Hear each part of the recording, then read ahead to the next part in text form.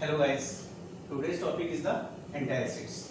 तो सबसे पहले हम लोगों ने देखा था what is the GIT agents. GIT agents में आपने देखा जीआईटी ट्रैक क्या होता है। जीआईटी ट्रैक के बाद हमने देखा था जीआईटी एजेंट्स में कितने तरह के होते हैं। तो first one is the acidifiers, second one is the antacids, third one is the cathartics and fourth one is the purgative and laxative. तो उसके बाद हम लोगों ने देखा था, उसके नेक्स्ट वीडियो में देखा था कि एसिडिफायर्स हमारे कितने एसिडिफायर्स क्या होते हैं प्लस उसके examples ammonium chloride and the HCl।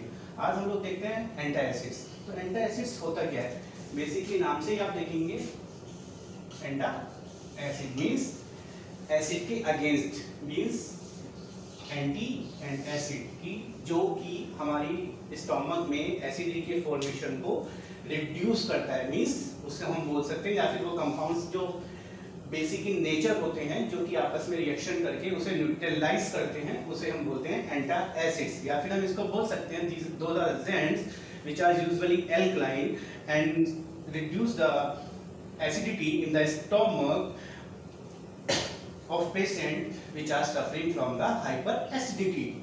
तो अब जैसे इसका बेसिकली हम सबसे पहले एग्जांपल देखते हैं कि एग्जांपल में है क्या क्या। जैसे इसका फर्स्ट एग्जांपल देख सकते हैं सोडियम बाइकार्बोनेट, इसके अलावा हम देख सकते हैं एल्युमिनियम हाइड्रोक्साइड, नेक्स्ट वन देख सकते हैं magnesium hydroxide and calcium hydroxide and so more.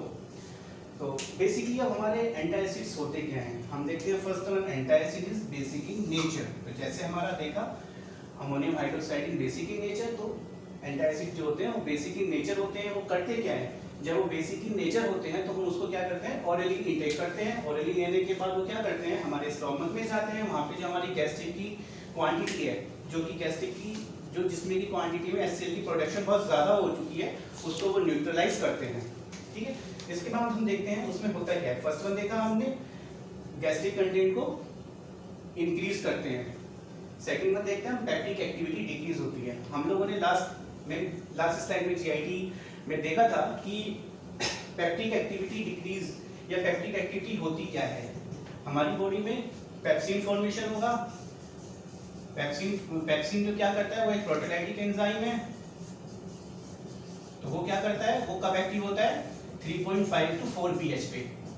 But जब हम उसको एंटासिड देंगे तो एंटासिड देने के बाद क्या होता है, ऑब्वियस है जब उसकी pH 3.5 to 4 है, तो जब वो pH है वो इंक्रीज होगी किससे 3.5 to 6 to 7 pH होगी। तो क्या होगा, पेप्सिन का फॉर्मेशन कम होगा। पेप्सिन के फॉर्मेशन कम होने से क्या होगा, हमारी बॉडी में जो स्टोमक में है वो पैक्टिक एक्टिविटी डिक्रीज हो जाएगी। इसके बाद हम देखते हैं third one benefit in hyper acidity. Means same, जब हमारी बॉडी में HCl का फॉर्मेशन स्टोमक में बहुत ज़्यादा होता है तो हम उसमें एंटासिड्स यूज करते हैं। वो क्या करता है, हमारे HCl के लेवल को डिक्रीज करता है, तो मींस हाइपर एसिडिटी को कम करता है। इसके बाद देखते हैं ड्यूरेशन होता है एंटासिड। तो जो ड्यूरेशन ऑफ एंटासिड होता है वो नॉर्मली होता है 30 to 60 मिनट। 30 to 60 मिनट में जब एंटासिड लेते हैं तो अपना इफेक्ट हमारी स्टोमक में दिखाता है और वो रिड्यूस कर देता है एसिडिटी के लेवल को। इसके बाद आती है हमारी आइडियल रिक्वायरमेंट्स क्या क्या होती हैं एंटासिड्स के लिए। तो सबसे पहले हम देखते हैं फाइन पार्टिकल्स। तो जो हमारा बेसिकली एंटासिड्स होते हैं वो फाइन पार्टिकल्स होने चाहिए। मींस फाइन पार्टिकल मींस वो बहुत स्मॉल साइज में होने चाहिए, और प्लस वो हमारी बॉडी में एब्जॉर्ब नहीं होने चाहिए। मींस जब हमारी बॉडी में जब हम लोग उसको बॉडी ऑरली देते हैं तो वो हमारे स्टोमक के थ्रू हमारे ब्लड में नहीं जाने चाहिए। अगर वो हमारे ब्लड में जाएंगे तो ब्लड में जाने से क्या होगा, सिस्टमिक एल्कलोसिस होगा। मींस सिस्टमिक एल्कलोसिस क्या मतलब है, मींस हमारे बॉडी के अंदर या हमारे ब्लड के अंदर जो एल्कलाइन की क्वांटिटी है वो बहुत ज़्यादा हो जाएगी। मतलब pH level is the more than 7, means 7 to 10 pH हमारी ब्लड की आएगी। बट वो कितनी होनी चाहिए, हमेशा वो एक न्यूट्रल क्वांटिटी में होनी चाहिए। नेक्स्ट वन देखते हैं वाटर। वो वाटर में लेस सॉल्युबल होना चाहिए, लेस सॉल्युबल इन वाटर होना चाहिए। इसके बाद हम देखते हैं कॉन्स्टिपेशन। क्या वो कॉन्स्टिपेशन करने चाहिए, नहीं। हमारी एंटासिड जो होते हैं वो हमारी बॉडी में कॉन्स्टिपेशन नहीं करने चाहिए, तो इसलिए नॉट कॉन्स्टिपेशन मींस हमारी बॉडी में उनका कॉन्स्टिपेशन नहीं होना चाहिए। थर्ड वन देखते हैं साइड इफेक्ट। क्या किसी ड्रग का साइड इफेक्ट हमारी बॉडी में होना चाहिए, नो। कभी भी किसी ड्रग का कोई भी साइड इफेक्ट नहीं होना चाहिए। तो बेसिकली जब हम लोग एंटासिड लेते हैं तो हम लोग पहले ये देखते हैं कि क्या उसका हमारी बॉडी में साइड इफेक्ट है। नेक्स्ट वन देखते हैं स्टेबिलिटी और रियली अवेलेबल।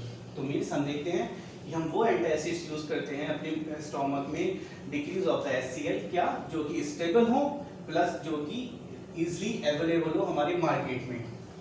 जैसे कि आप लोग कौन से नॉर्मली यूज करते हैं, डाइजीन।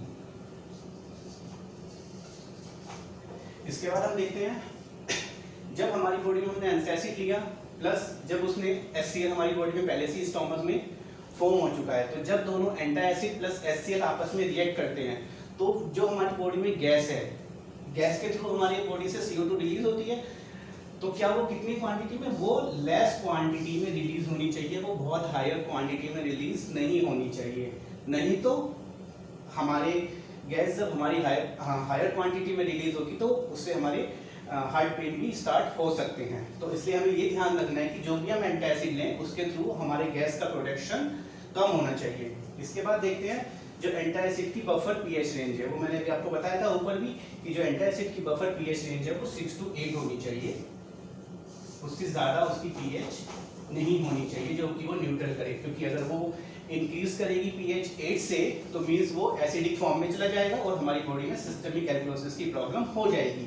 उसके बाद देखते हैं proteolytic enzyme. Means proteolytic enzyme में हमने पढ़ा था यहाँ पे कि प्रोटीलाइटिक एंजाइम में क्या करता है, वो प्रोटीलाइटिक एंजाइम को स्टॉप कर देता है। तो हमारे एंटासिड वो होना चाहिए जो कि पेप्सिन के फॉर्मेशन को डिक्रीज कर दे या फिर प्रोटीलाइटिक एंजाइम का फॉर्मेशन ही स्टॉप कर दे। इसके बाद हम देखते हैं कि एंटासिड के बारे में ये बेसिक चीजें थी जो हमें चाहिए। इसके बाद हम देखते हैं कि एंटासिड कितने टाइप्स के होते हैं। Antacid are the 2 types, systemic and the non systemic. The systemic is the जो कि soluble, easily soluble in the water and easily absorbable in the body. जो कि इससे प्रॉब्लम क्या होती है, इससे प्रॉब्लम होती है सिस्टमिक एल्कलोसिस की। कि अगर हमने कोई भी एंटासिड्स लिए, एंटासिड लेने के बाद जब वो इजीली सॉल्युबल हुए वाटर में और वाटर में इजीली सॉल्युबल होने के बाद जब वो हमारी बॉडी के थ्रू या हमारे स्टोमक के थ्रू जब वो एब्जॉर्ब किए गए तो उसके कारण क्या हुआ, वो हमारी बॉडी में गए, सिस्टमिक एब्जॉर्बेबल हुआ, सिस्टमिक एल्कलोसिस हुआ और सिस्टमिक एल्कलोसिस से क्या हुआ, increase of the pH in the blood level. तो अब इसका एग्जांपल क्या है, सिस्टमिक एल्कलोसिस का एग्जांपल है हमारा सोडियम बाइकार्बोनेट। इसके बाद हम देखते हैं नॉन सिस्टमिक। तो नॉन सिस्टमिक क्या होता है, दे आर नॉट एब्जॉर्ब और not easily soluble in the water. Means जो कि हमारे स्टोमक में जाए, जिसको हम ऑरली लें, जो कि हमारी बॉडी में लेस सॉल्युबल हो बट नॉट एब्जॉर्बेबल हो, बट एक आफ्टर मैक्सिमम क्वांटिटी के बाद वो भी एब्जॉर्ब होते हैं।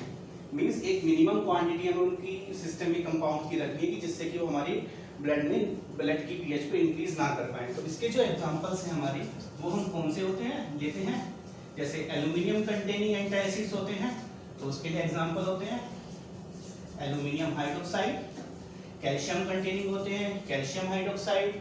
मैग्नीशियम कंटेनिंग होते हैं magnesium citrate, magnesium hydroxide, magnesium carbonate. And कुछ होते हैं जो कि हम दो एंटासिड्स को मिला के एक कॉम्बिनेशन में लेते हैं। फोर्थ वन होता है इसका, फर्स्ट वन जैसे हमने लिया एल्यूमिनियम के कंटेनिंग जो कंपाउंड्स होते हैं, एल्यूमिनियम हाइड्रोक्साइड लिया। कैल्शियम कंटेनिंग जो होते हैं कैल्शियम हाइड्रोक्साइड ले लिया। थर्ड वन हमने लिया मैग्नीशियम कंटेनिंग, जैसे मैग्नीशियम हाइड्रोक्साइड हुआ, मैग्नीशियम कार्बोनेट हुआ या फिर मैग्नीशियम सिट्रेट हम लोगों ने एज ए एंटासिड्स यूज किए। लास्ट वन हम लोग देखते हैं combination of antacids. Means combination of antacid, aluminium calcium का कॉम्बिनेशन, एल्यूमिनियम मैग्नीशियम का कॉम्बिनेशन, इस टाइप से हम लोग देखते हैं। तो first one aluminium hydroxide plus magnesium hydroxide का कॉम्बिनेशन हम लोग एज ए एंटासिड्स यूज करते हैं। सेकंड वन हम लोग ले सकते हैं एल्यूमिनियम हाइड्रोक्साइड का कॉम्बिनेशन प्लस मैग्नीशियम सिट्रेट का कॉम्बिनेशन। तो आज के हमारे लेक्चर में एंटासिड के बारे में एक बेसिक इंफॉर्मेशन थी। नेक्स्ट क्लास में हम देखते हैं what is the systemic and systemic का example sodium bicarbonate. Thank you.